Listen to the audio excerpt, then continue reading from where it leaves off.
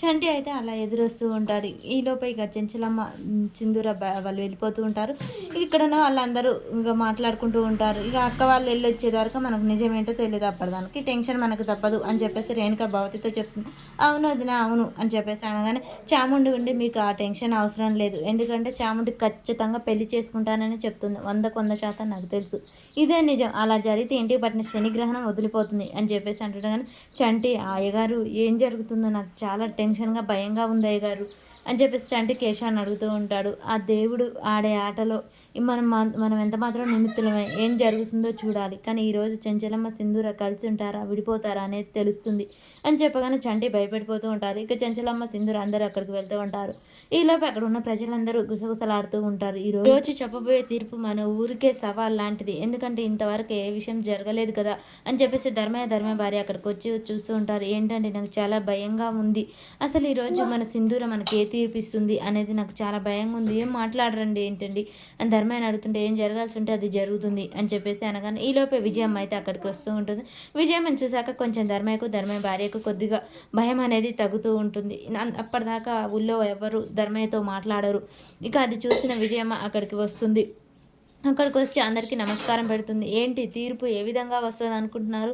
మీ చెంచలమ్మకు అనుగుణంగా వస్తుంది అనుకుంటురా, లేకపోతే ఒక కన్న తల్లిదండ్రులకు న్యాయం జరుగుతుందని తలుచుకుంటురా అని చెప్పేసి విజయమ్మ అనగానే, లేదు తీర్పు మా చెంచలమ్మ గారికి అనుకూలంగానే వస్తుంది. ఎందుకంటే ఏ కోడలైనా అత్తింటి గౌరవాన్ని కాపాడాలని చూస్తుంది. అలాంటి పుట్టింటి వాళ్ళతో వెళ్ళిపోవాలని చూడదు కదా. తీర్పు మా అందరికీ తెలుసు. చెంచలమ్మకు అనుకూలంగానే వస్తుంది.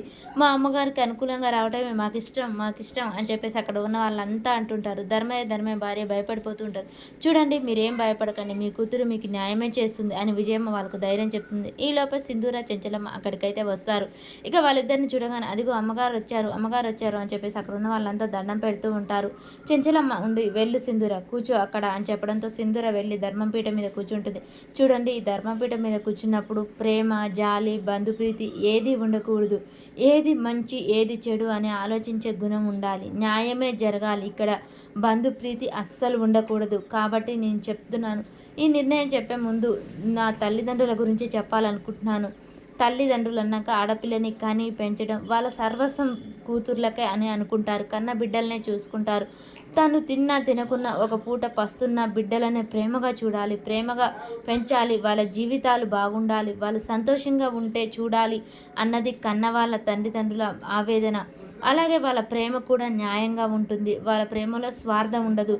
కాబట్టి నా తల్లిదండ్రులు కోరుకునే ఈ కోరికలో న్యాయమే ఉందని నేను కోరుకుంటున్నాను. ఇది నా పుట్టింటికి మెట్టినింటికి సంబంధించిన విషయం కాబట్టి నా కన్న తల్లిదండ్రులు కోరుకునే నిర్ణయం న్యాయమైందే అని చెప్తున్నాను అని చెప్పేసి సింధూర అనగానే ఒక్కసారిగా అక్కడ ఉన్న ప్రజలు, విజయమ్మ, ధర్మయ్య ఇంకా అందరూ అలా షాక్ అయి చూస్తూ ఉంటారు. ధర్మయ్య భార్య అయితే సంతోషపడుతూ ఉంటారు. ఇక ఈ మాట వినగానే చెంచలమ్మ అయితే అలాగే షాక్ అయి చూస్తూ ఉంటుంది. మరిగా సింధూర పెళ్లి చేసుకోవడానికి ఒప్పుకున్నట్టేనా, లేకుంటే ఇంకా అత్తింటి గురించి ఏమన్నా మాట్లాడుతుందా అనేది మనకు నెక్స్ట్ వీడియోలో తెలుస్తుంది ఫ్రెండ్స్. మన వీడియో నచ్చినట్టయితే లైక్ చేయండి, షేర్ చేయండి, కామెంట్ చేయడం మర్చిపోకండి ఫ్రెండ్స్.